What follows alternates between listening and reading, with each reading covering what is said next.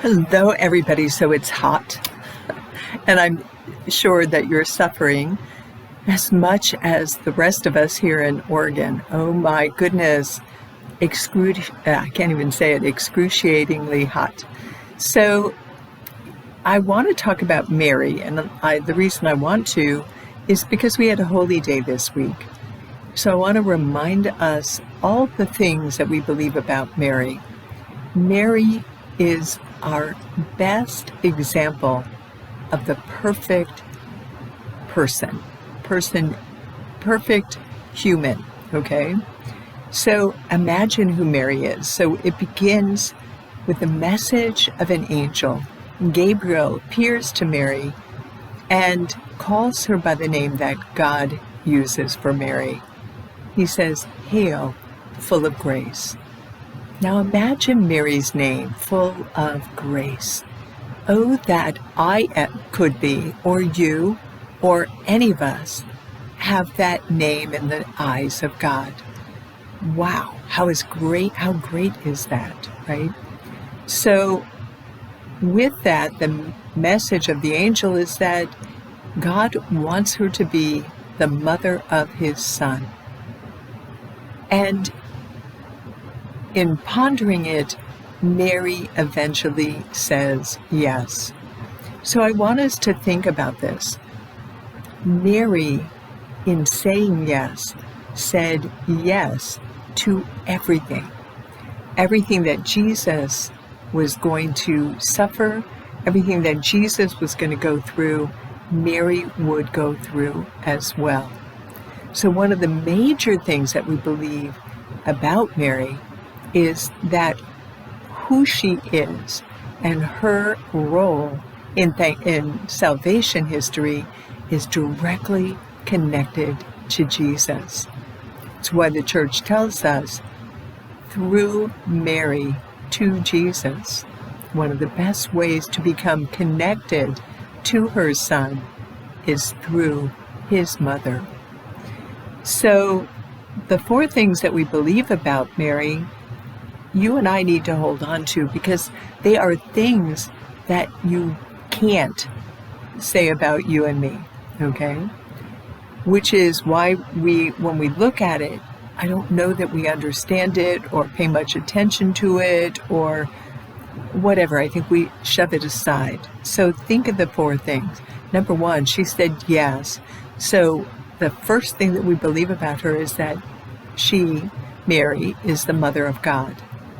God's mother, who is Jesus, okay? Major belief. The second thing that we believe about Mary is that she was immaculately conceived. So we celebrate that in the month of December, so I'll remind us what that is. We believe that God allowed Mary to be conceived without the original sin that taints you and me, all humanity. And so God protected Mary from what causes our suffering, our sinfulness, everything that everything that we struggle with, Mary was protected from. Thanks be to God. Probably why and how she could say yes without reservations. You and I would probably not be able to do that, right? So there's two. So the third that we believe about Mary is that she remained a virgin for her entire life. And think about that. I've said this before.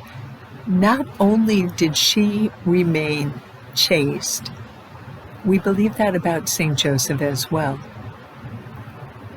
They're built in a different mold.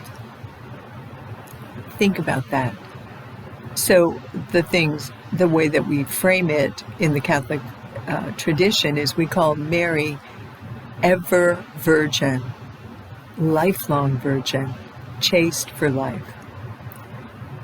And then what we celebrated this week was the Assumption of Mary. So what the church teaches us is that Mary, at the end of her life, was assumed body and soul into heaven. And there's a variety of reasons why the church believes this. I'm going to get the name of the saint wrong. I'm not going to even attempt it, but there was a saint at the time of Mary's death, they call it dormition, at the end of her life, that confirms two things. So he was the bishop of Jerusalem at the time of Mary's death, and he testifies to the fact that the apostles were with Mary at the end of her life, and that her tomb is empty, like her son's. So again, that connection between Mary and Jesus mandates that what happens to Jesus happens also to Mary in some mysterious way that you and I can't possibly understand. Her yes, I don't say this word very well, inexorably connected her to Jesus. Another word for that is inescapable. Her yes meant that everything that Jesus was going to go through, Mary would go through as well. Thus, those four things that we believe about Mary, especially what we celebrated this week, the assumption of Mary, body and soul into heaven, is linked to how Jesus entered heaven as well. In the bulletin this weekend, I have a link to a very short article about what Catholics believe about Mary, and it's worth reading. More than that, it's worth you and I investing not only in a relationship with Jesus, which you and I are called to do as followers, right? But also to invest in a relationship with his mother. Holy Mary, Mother of God, Holy Mary, ever Virgin, Holy Mary, the person who said yes to allow God to become flesh and come into the world. Thanks be to God for Mary. Thanks be to God for what we have been given through her testimony, her yes, her faith. Have a great rest of the week. It's hot, so stay cool, and hopefully next week things will begin to start cooling off. God bless you. See you at church or at Mass.